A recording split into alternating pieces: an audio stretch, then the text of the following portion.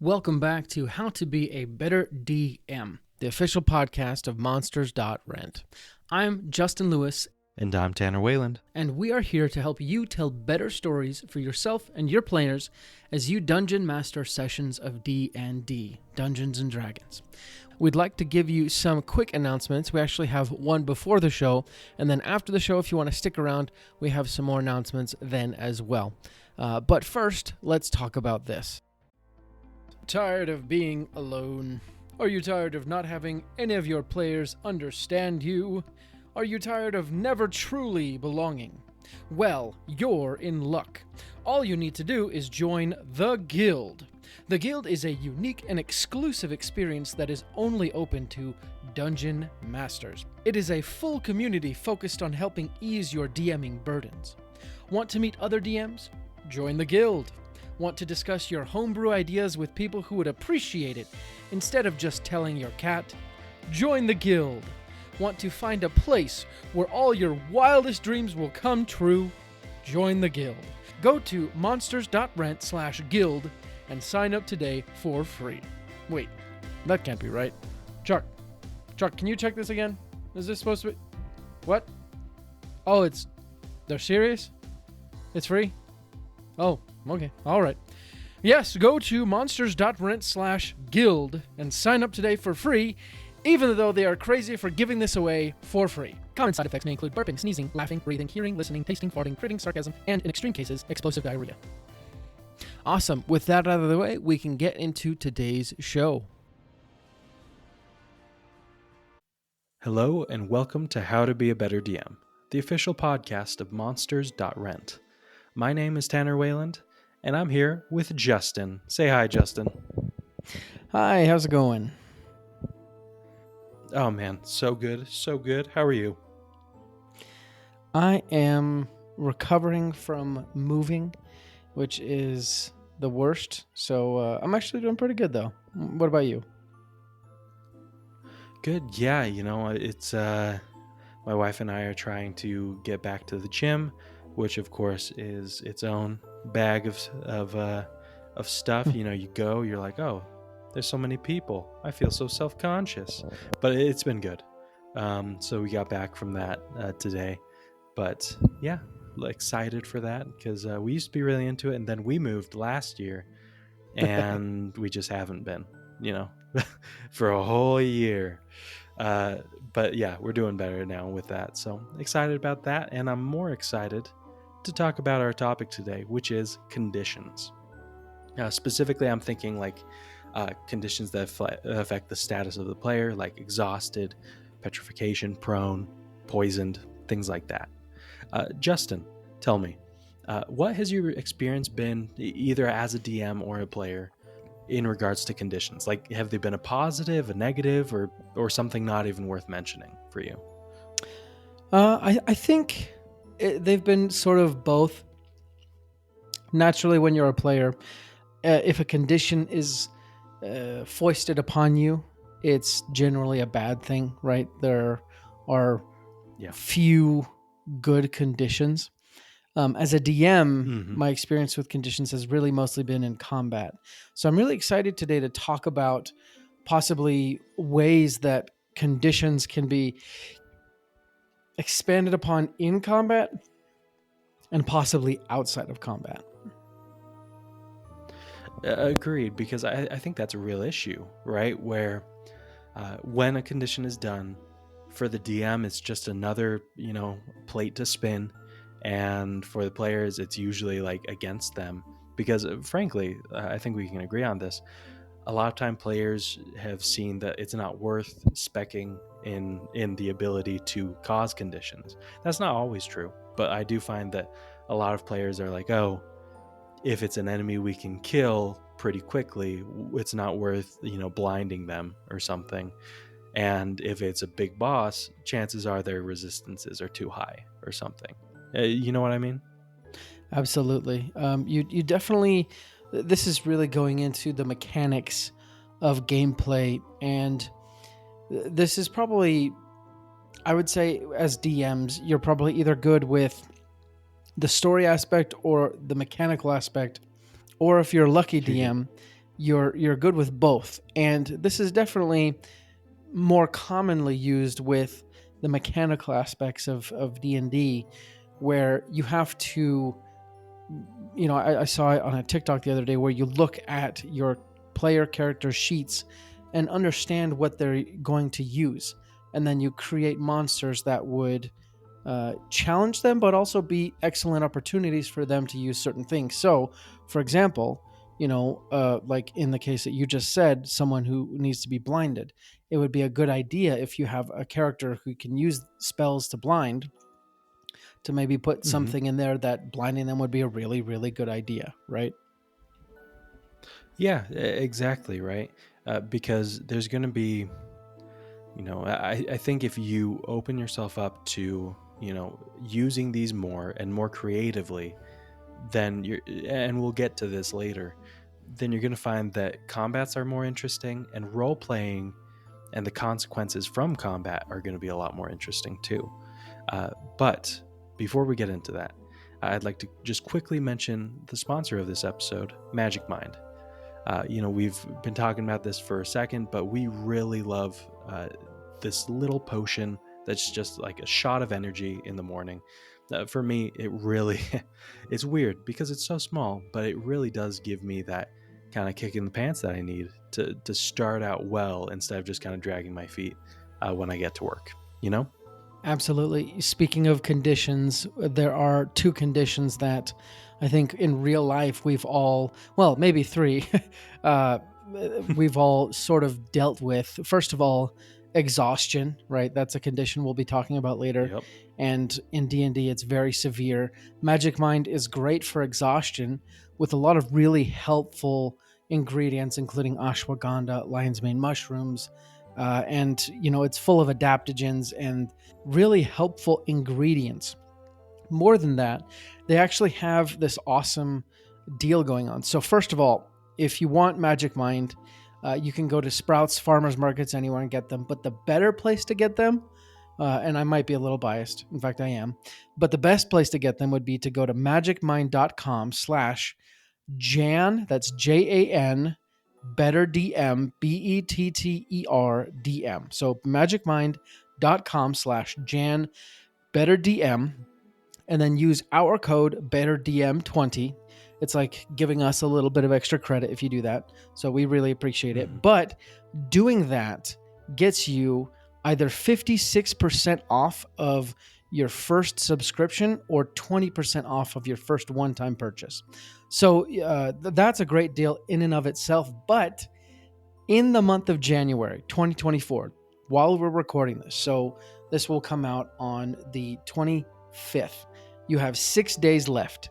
You can get an extra 20% off, meaning on a 3-month subscription, you get the first month free, right? So that can be almost up to 75% off just with these deals.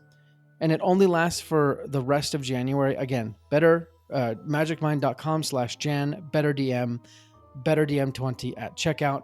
But the other two conditions that this helps with is slowed. So if you're slowed in D&D, you can only do one action or a reaction. Casting spells takes twice as long, essentially. You can't run. Magic Mind does the opposite. So you essentially get hasted, where you can take 2 actions. You can move twice as fast, and things just are so much better. So don't be slowed, be hasted. Go get Magic Mind. magicmind.com/Jan, BetterDM. Perfect. Thanks, Magic Mind. Now, to continue with our talk about conditions, like I really want to dive into the ways that they could be utilized better. Because let's take exhaustion. When was the last time that you used exhaustion, like against your party, or with any campaign that you've been in? Honestly, it's been a very long time. Yeah. And I say very long time probably because I don't actually remember. I think I might have used it within the last 6 months, but they probably only gained 1 level of exhaustion, which is still something, but also in the context of what they were doing, not very much. And personally, I think My issue is I'm sort of afraid of the consequences myself, right? Yes. And this kind of goes back to what I was saying about needing to understand the mechanics, because when you tell a player that they have a point of exhaustion and then you throw them into a combat encounter, that could seriously, they're at risk of dying, right? Just because Yeah. their roles are going to be so hampered. Yeah, and that's kind of what keeps a lot of DMs from approaching or utilizing exhaustion. I think it's that, just like, oh my goodness, this is kind of big. But then also it's the fact that I think most DMs think, oh, this is mostly going to happen if they stay awake longer than 24 hours. And how often does that happen? Like frankly, there's usually enough going on in the story that they're having multiple combats like in a row, or just like in a day, and so they're just begging to have a long rest by the end of it so that they can get, there's everything back, right? And so if you think of it kind of within that box, it's exhaustion feels limiting. It feels like it's unlikely to happen. But think about it from the terms of like an adventure, right? When would you be exhausted? It would be when you're going through really extreme weather conditions, or something that's physically or mentally, hard on the players or taxing. So think about this. Your players are on kind of a more an expedition type like campaign where they're traveling, through jungles, forests, things like that. Those are perfect times to have them get the exhausted condition. And if you don't know, exhaustion has 6 levels. At the first level, you get disadvantage on ability checks. Second, speed halved. Third, disadvantage on attack rolls and saving throws. Fourth, hit point maximum halved. Fifth, speed reduced to 0, so they basically can't move. And then sixth, death. So that's where like it can get really serious very quickly, because the first one's like, oh, disadvantage on ability checks, that sucks. 2, speed halved. Okay, you can still make it work. After that, it's kind of a lot. But it's kind of a really cool mechanic, because think about it. If your players are kind of going through this journey and you're like, oh, you're on a cold tundra and the wind's biting at them, and roll a constitution saving throw to see if you do okay. And basically it's like, oh, it gets harder the longer they're out there, and then they start failing, and some players are doing worse than others, like the mages who don't have much constitution. They're over there just, they're walking at half speed, whereas the barbarian and everyone else is doing pretty good. That's a great storytelling opportunity, and they haven't fought a single monster, right? And then if you do throw in like a combat, then that kind of ups everything, the stakes. And I think that's just a great thing. And it doesn't even have to be when they're on an expedition. Think about if they were in a city and they were supposed to go through the sewers and kind of wade through the sewer water to find a missing girl or something, right? Wouldn't that be a great time to be like, okay, roll constitution saving throw, because they're wading through like this stuff. They've got it's really dark, kind of rough conditions, and they didn't have to be out in the wilderness. It was right underneath their feet. You know what I'm saying? Yeah, absolutely. I love the picture you've painted. If you need a great example of this situation, you can think back, if you haven't had a chance, Critical Role's second campaign, spoiler alert, there's a part where the Mighty Nine are basically, they find themselves in a tundra situation, so really, really cold, and they gain levels of exhaustion because they're traveling through this cold situation. They're stepping through deep snow. That's a really great example. But I really love the picture Tanner painted. If you need to think about this in simpler terms, maybe you can think of Oregon Trail, right? The video game that we all played in computer class when we were younger, or the Donner Party. Like these people are real life examples of having to essentially deal with levels of exhaustion, right? Even up to the point of death. Now, another alternative rule that you might be interested in using, and I sort of just came up with this, and I don't know if this would be a good idea, but allowing spellcasters to cast 2 spells in one turn in exchange for receiving a point of exhaustion. And you might play with that a little bit depending on the spell level or whatnot, and obviously who they're fighting, but that might be an interesting way to basically be like, yeah, you can definitely cast another spell. It's going to cost you this much, and you're actually going to feel the effects, because now their rolls are going to be at disadvantage, and then soon their speed's going to be halved and things like that. But that might be another interesting way to add more exhaustion into combat itself. Yeah, I love that, especially where, if you want to homebrew a few things, then, I mean, not only spellcasters, but it's like, okay, let's have, the melee characters, they can make maybe, 2, maybe even 3 actions, in a turn, but they're going to increase the thing of a level of exhaustion. And while that might feel like, oh, that's broken, it's like, well, they need to have a long rest to get rid of that.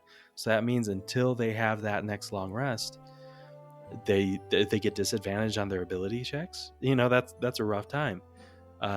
So play around with that. I don't want to spend all of our time on exhaustion, but I think it's a classic example of DMs feeling like it's just not practical when it could have so much story implications, and I just love it. But let's move on to some of the other ones, like poison. If you're poisoned, that's a common condition, right? You're fighting some spiders in the forest. They start singing, and you take not only the normal damage, but also some poison damage.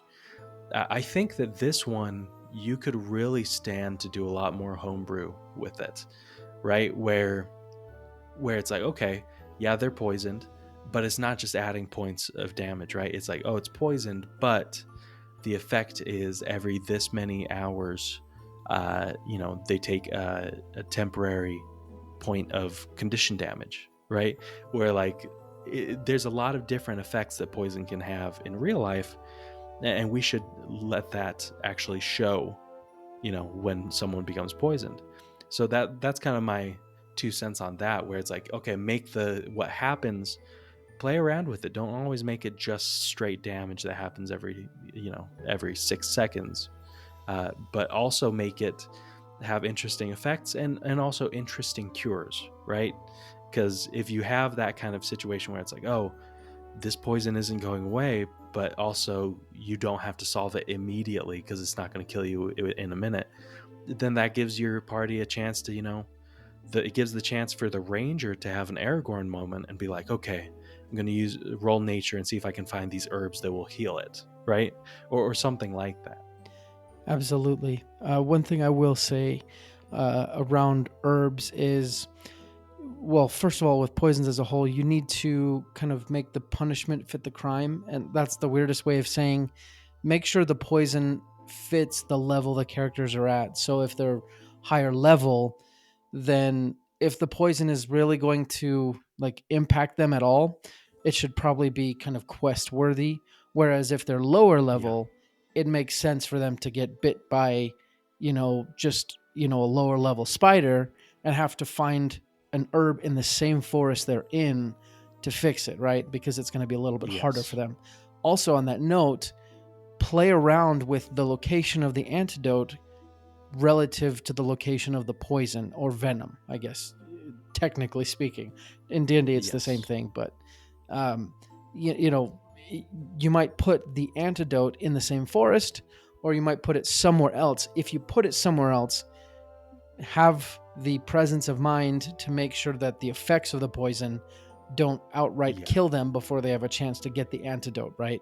Like Tanner was saying, make it pressing, but not pressing to the point that they die. Last thing I'd say is, in real life, poisons, they sort of kind of overcome your body, right? And Lord of the Rings is a great example.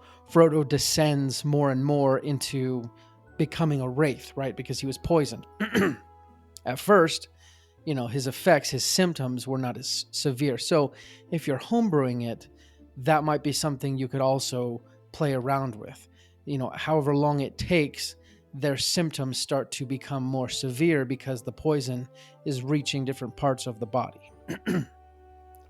Yeah, and I think there's, just to speak also to the effects, there's some effects that's like, hey, you could totally have so much fun with this. Like, think about it. Does a barbarian need, do they need charisma? Not really. But imagine if they got poisoned with something that kind of eats away at their flesh, or at least just mottles it, like it makes it mottled, where they just look bad, and so like over time, day by day, their looks are looking worse, and they need that kind of antidote, and they don't know where it is. And that's a great story thing where, they got to do this whole thing, like this is built into the character now, where they're looking physically worse, and that becomes something that other players can mention, and NPCs. And especially if like the player described them initially as like handsome, that'd be hilarious, but like also like kind of growing like character arc for them to be like, hey, this thing you were proud of, you got to get this poison cured. And it doesn't affect their gameplay at all, unless of course they were rolling a bunch of persuasion or intimidation type checks, right? But either way, I think that you got to play around with it, look at the interesting story arcs that can come from it, and then make your effects according to that. One thing, kind of going to another one, petrification. I don't think you should use this that often, but I think that when you do use it, you could use it kind of interestingly. For example, typically when it happens to the whole body. The player's unable to see, unable to speak. Essentially, the character is out, right? And it's usually temporary, because when it's permanent, you have to go to pretty extreme lengths to get rid of it. I believe it's a greater restoration spell to remove it. But think about if you were like, okay, maybe he's not fully petrified. Maybe he's an archer, and his leg is petrified. It's like, yeah, that doesn't ruin things, but he's not moving. He's certainly not going around, unless of course like he's hobbling almost like he has a peg leg. And I think that you could almost play with that, where petrification doesn't have to be the whole body, or it could be most of the body, but like leave the head unpetrified, and then the party has to carry them around, until they find someone. Either way, I think that you could play around with this a lot better and have better experiences with it. Absolutely. I would just add to petrification, that's exactly right. You don't have to go all the way. You could even do a single limb, and they might have to learn how to fight using strength rather than dexterity, because now they have a club for a hand instead of, a working hand. I actually had this happen in my homebrew campaign, where the party went up against a Medusa, essentially, and wouldn't you know it, 2 people in the party were petrified. And, like Tanner said, normally it would just require a greater restoration spell, which you could theoretically just go find a cleric and bada bing, bada boom. So it could be as hard or as difficult as you want. In my homebrew campaign, I decided to make it a full quest. They had to go find something specific that could fuel a spell powerful enough to unpetrify them. And they only found one, so they had to make a choice. Which player, which person are we going to bring back? And that was kind of a whole fun arc. I got to introduce this whole, robotic dwarf thing. Anyways, so really, with even petrification and other things, play around with the permanence of the condition and what it takes to heal the condition, and also be cognizant of what your players are willing to do, right? So if you can sense that they've been kind of going on side quests for a while, they want to get back to the main quest, I wouldn't do a permanent, thing unless you get the feeling that they're willing to live with it for a while, and you can make the effects a little bit lower, but still somewhat annoying. Anyways, just play with the permanence and see how that changes the story as well. Yeah, Absolutely. And I think that's a great place to end for now. We'll have to do a follow-up episode because there's a lot of other statuses and conditions, and we really want to kind of dive into how each one provides a different types of storytelling opportunity. But for now, Justin, any final thoughts on conditions? I hope that your condition, listener, is tip-top and 100%. I think we say this a lot, but we don't say it enough. We're very grateful to you, the listener, for your support, whether you're driving to work right now, working out in the gym, doing dishes, whatever you're doing. It means so much that you've been willing enough to put us in your ears and let us talk for a bit. It's just kind of this magical thing. It connects us over time and space. So thank you so much. And again, I hope your condition is as good as it can be, and that every game you play is even better than the last. Well, I couldn't say it any better than that. So we're going to sign off, and let's roll initiative. Thank you for listening to today's show. We really appreciate your support and your patronage. We have a few more announcements to go over. First, did you ever fall in love with the library as a kid? It was a place where you could experience 1,000 stories without having to buy 1,000 books. That is what Monsters.rent can do for your D&D campaign. You can rent and swap out as many quality miniature monsters and creatures for your D&D party as you could ever want, without having to buy them. You can rescue villagers from a kobold camp, or lead your party through the fighting forest, or many more adventures. We're coming out with new bundles all the time. Just sign up for our subscription to get access to your own personal library of minis. Go to monsters.rent to find out more. That's the website. Monsters, with an S, .rent. Get your library pass to a world of minis today. we also wanted to let you know that today's episode is sponsored by Stardust and Dragons. I'm going to let one of the cast of Stardust and Dragons, Christian Hatcher, and his crew tell you a little bit more about it. This August, a new adventure podcast is coming to a platform near you, filled with action. You one of the two of them. We can't keep taking hits like that. Drama. Everything that she's been doing, everything she's going to do, finally sets in. And Stardust. Help! Help! Someone, please! Find out more about this epic odyssey at stardustanddragons.com, where adventure awaits in the stars. That's all the announcements we have today. Again, thank you so much for everything you do for us. You make this show possible. Like we said before, we'll be back next week with another great episode, and until then, let's go ahead and roll initiative.